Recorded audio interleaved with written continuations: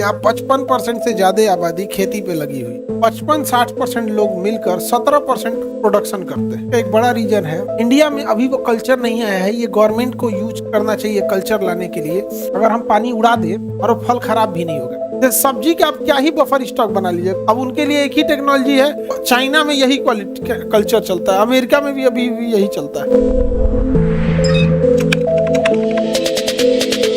भारत एक कृषि प्रधान देश है, सबको पता है। यहाँ 55% से ज्यादा आबादी खेती पे लगी हुई, बट इनकम के नाम पर कुछ नहीं। 55-60% लोग मिलकर 17% प्रोडक्शन करते हैं, यानी टोटल जीडीपी में योगदान देते हैं। खेती में ज्यादा प्रॉफिट नहीं है। एक बड़ा रीजन है, एक किसानों के पास कोई नया टेक्नोलॉजी नहीं। वही जो उनके परदादा सिखाए हैं वो दादा कर रहे थे, दादा सिखाए हैं, पिताजी कर रहे हैं वो आप कर। अब आने वाले टाइम में अगर आपको खेती करना है तो आप भी वही करें। तो पहला एक ये है कि टेक्नोलॉजी एडवांस नहीं लिया है लोगों ने, और पूंजी की कमी है इनके पास। पूंजी ही नहीं है इनके पास।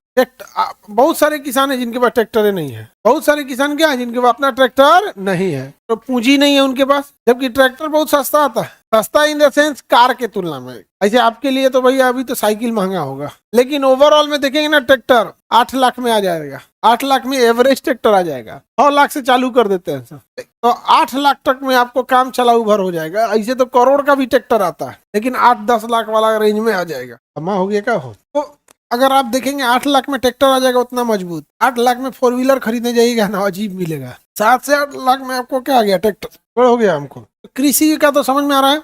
यहाँ पे पूंजी का क्या है, तकनीक और पूंजी दोनों का अभाव है। और उसके अलावे जो ज्यादा जनसंख्या होने की वजह से खेत का जो बंटवारा चालू हुआ वो बर्बाद हो गया। अब छोटे खेत में आप क्या ट्रैक्टर रखिएगा और क्या टेक्नोलॉजी लेके आइए, लेकिन अगर खेत बड़ा है तब तो वहां ज्यादा रखेंगे। पंजाब वगैरह में आप जाके देखिएगा, या उत्तर प्रदेश के पश्चिमी भाग में देखिएगा, तो वहाँ खेत के साइज बड़े मिलेंगे। 500 एकड़, 600 एकड़, 200 एकड़ ऐसे खेत मिलेंगे। जैसे 20 एकड़ खेत है तो आदमी इसको नॉर्मल समझता है, 20 एकड़ है। अपने यहाँ 20 एकड़ वाला ना ईंट के चलेगा, अंबानी को धक्का मार देगा जाके। बिहार में तो और बिहार के लोगों को पैसा नहीं है, ये समस्या है। अब पैसा आ जाता है, ये दूना समस्या है।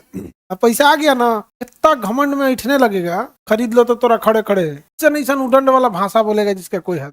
वो कह रहा है 1 बीघा में कितना एकड़ होता है। एकड़ कोई छोटा समझ रहा है, अरे गधा, एकड़ बीघा से बड़ा होता है। नहीं समझे। आगे बढ़े तो हमारे यहाँ देखिए खेत के साइज क्या है, छोटे। पूंजी का अभाव, पूंजी भी क्या है, कम है। और तकनीक की भी कमी है, तकनीक की कमी है। अब जैसे चाइना वगैरह में अब वो ड्रोन से खेती कर रहा है सर। जो यूरिया वगैरह छिड़कना है किससे छिड़क दे रहा है, ड्रोन से छिड़क दे रहा है। लेकिन वो ड्रोन कितने का आता है, ट्रैक्टर से महंगा आएगा। यही तुम्हारा बियाह का दूल्हा का शूट करने वाला ड्रोन है क्या इतना। एक कुंटल का बोरा लेके उड़ जाता है ड्रोन। वो 1 कुंटल का बोरा लेके, उसके ऊपर पूरा बकेट होता है, उसमें 40-50 केजी भर दीजिए और उसके बाद लेके उड़ जाएगा। उसमें कुछ नहीं करना, उड़ाने से पहले अपने मोबाइल से उसको जीपीएस दिखा दीजिए, कहाँ से खेत कहाँ तक, उस पर क्लिक कर दीजिए, वो बता देगा यहाँ से यहाँ तक छोड़ दीजिए, अपने से उड़ के बैठ के आके रख देगा। तो अपने यहाँ उतना टेक्नोलॉजी नहीं है, इस वजह से ज्यादा दिक्कत होता है। खेती ज्यादातर हम लोग प्रकृति पर निर्भर है। किसानों के लिए एक चीज समझना जरूरी है कि उनके खेत में उपज अनाज की वैल्यू नहीं है, तो अनाज से आप प्रोसेसिंग करके कुछ बना लिए हैं कि नहीं, इसकी वैल्यू है। समझ में आ रहा है, प्रोसेसिंग की वैल्यू। जैसे इंडिया में अभी वो कल्चर नहीं आया है, ये गवर्नमेंट को यूज करना चाहिए कल्चर लाने के लिए।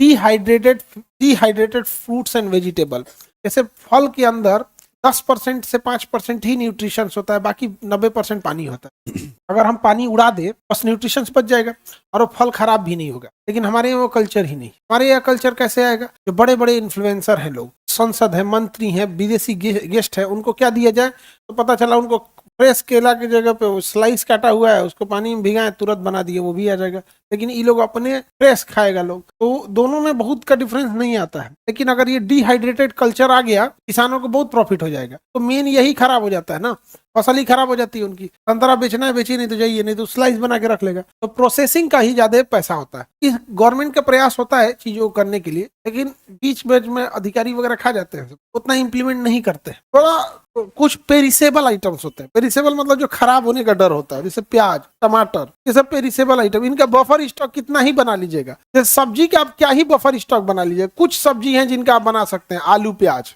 सारी सब्जियों का आप बफर स्टॉक बना ही नहीं पाएंगे। जिसमें वाटर कंटेंट ज्यादा है, आप उनका बफर स्टॉक नहीं बना सकते। अब उनके लिए एक ही टेक्नोलॉजी है, डिहाइड्रेशन। क्या है, डिहाइड्रेटेड वेजिटेबल्स एंड फ्रूट्स। तो चाइना में यही क्वालिटी कल्चर चलता है, अमेरिका में भी अभी भी यही चलता है, लेकिन अपने इंडिया में वैसा नहीं चलता। बहुत ज्यादा डिहाइड्रेटेड हालांकि हो जाएगा, ज्यादा अच्छा है, लोग को ज्यादा फायदा हो जाता है, किसान सबको। यहाँ बफर स्टॉक सबका नहीं बना सकते, कुछ पेरिसेबल आइटम उनका मजबूरी है नहीं बना सकते। जैसे फल में आप देखिएगा, सेब को लंबे समय तक स्टोर कर सकते हैं, अच्छा खासा स्टोर हो जाता है कोल्ड स्टोर में, बस दबना नहीं चाहिए। लेकिन वही अगर आप केला देखिएगा तो ज्यादा दिन में तो ये नहीं स्टोर होगा।